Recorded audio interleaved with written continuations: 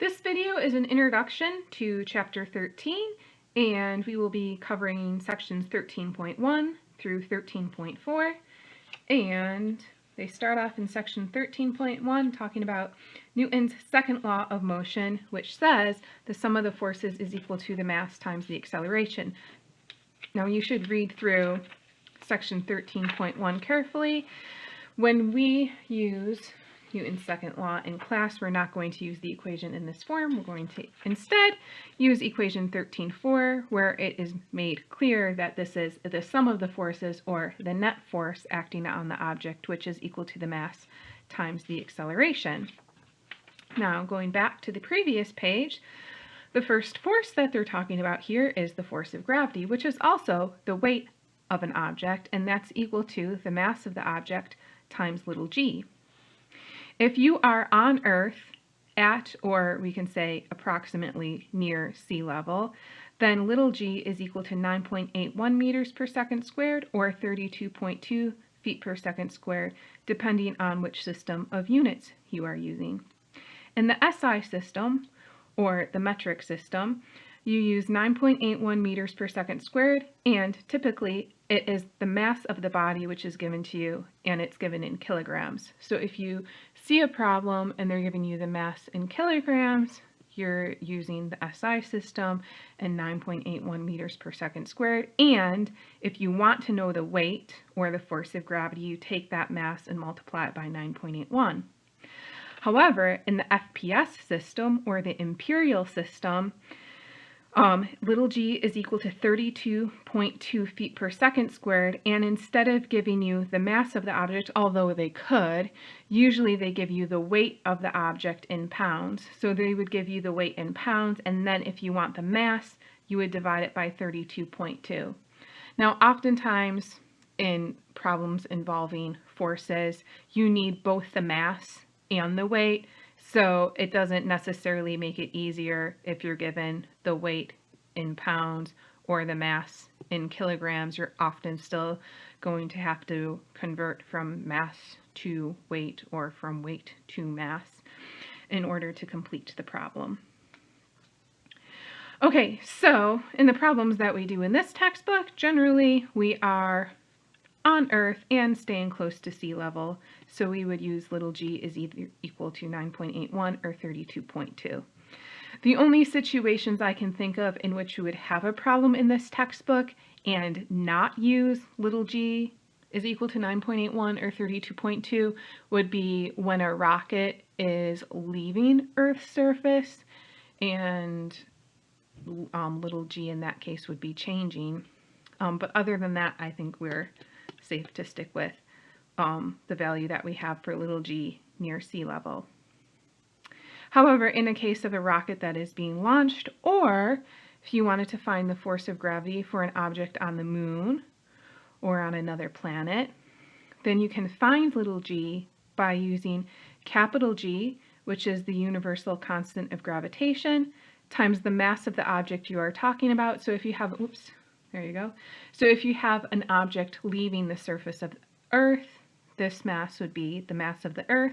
However, if you wanted to talk about the force of gravity that the moon exerts on an object, then you would use the mass of the moon. And then this is divided by r squared, where r is the distance between the centers of mass for the two objects. So if you're talking about Earth, that would be from the center of the Earth to whatever object that is experiencing the force. If you go back to the previous page, they give you a more general equation for the force of gravity between two objects. So first of all, this is an attractive force, so that will help you figure out the direction. So this equation is only giving you the magnitude and not the direction, and it would be positive because g is positive, and they give you the value for g here. The mass 1 and mass 2 are the masses of the two different objects. Both of those would be positive. And r is the distance between the centers of the two particles, and not only that would that be positive, but you're squaring it.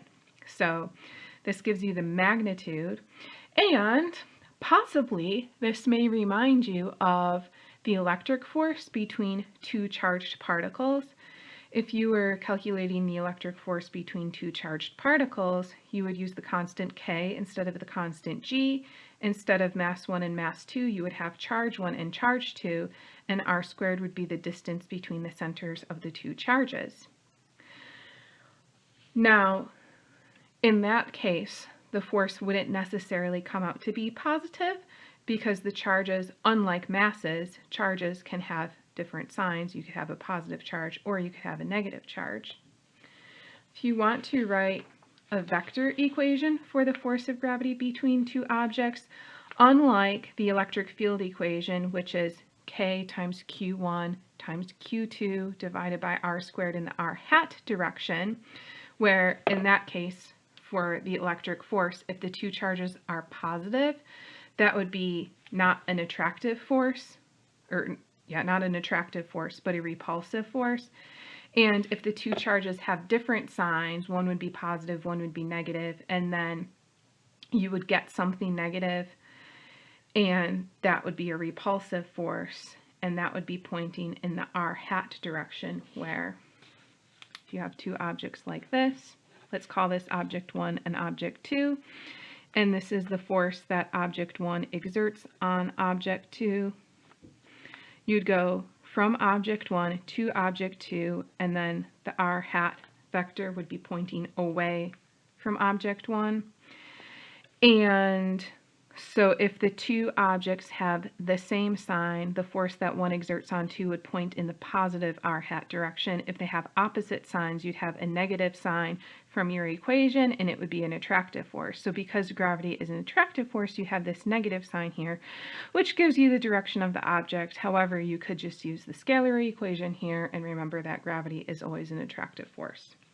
Okay, so we have a general equation here for the force of gravity, which may be useful if you look at a problem where a rocket is being launched, but other than that, if you're looking at an object on the surface of the Earth and it's not leaving the surface of the Earth, we're probably going to always assume it's at sea level in this course, and you can just use the fact that little g is equal to capital G times what would be the mass of the Earth if you're talking about an object on the surface of the Earth, divided by r squared, which, if the object is close to sea level, then this r would just be the radius of the Earth, and you could check by looking up the mass of the Earth and the radius of the Earth that in that case you would get 9.81 or 32.2.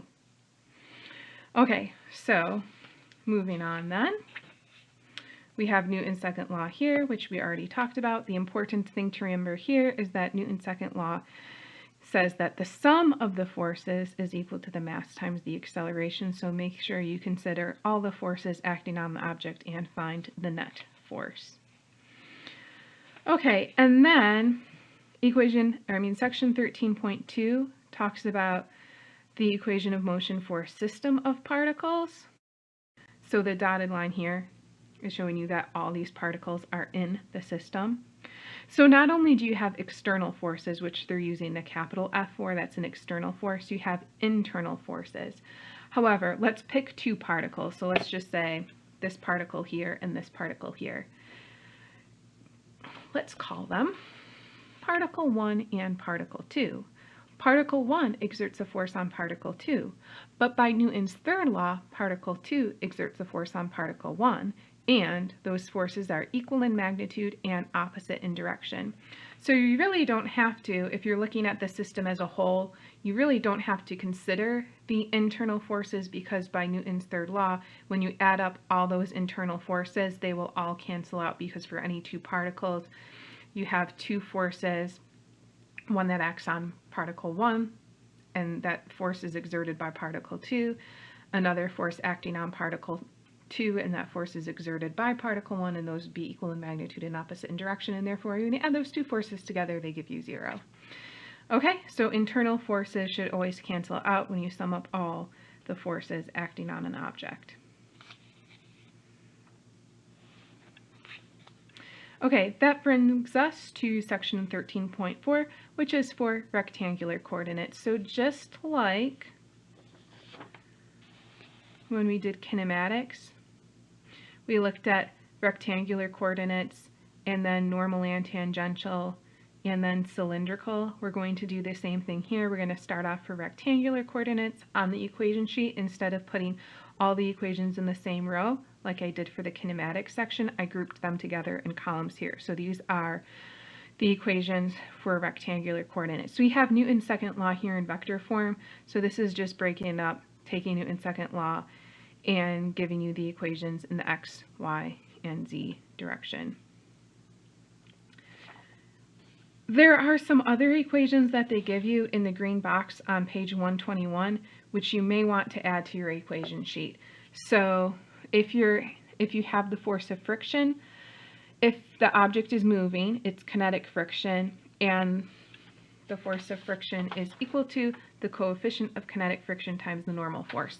So you may want to put that on your equation sheet, as well as if you have a spring, the spring force is equal to K times S, where K is the spring's stiffness and has units of force per length, and you can find S by taking the current length or the deformed length of the spring and subtracting from that the undeformed length of the spring, so the length that the spring has when there are no forces exerted on it.